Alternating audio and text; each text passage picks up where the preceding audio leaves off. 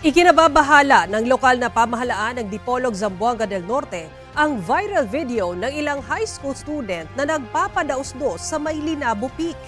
Makikita ang mabilis na pagpapadaos-dos noong July 23 ng tatlong estudyante ng Zamboanga del Norte National High School na nasa baba ng hagdan na tinatawag na 3,003 steps. Ang isa sa kanila hindi pa nakahawak sa handrail habang pababa ng burol. Hindi lang mga estudyante ang nahulikam doon, pati na ang mga residenteng naninirahan sa burol at ang mga guro na papauwi na mula sa Linabo Elementary School na nasa taas naman ng burol.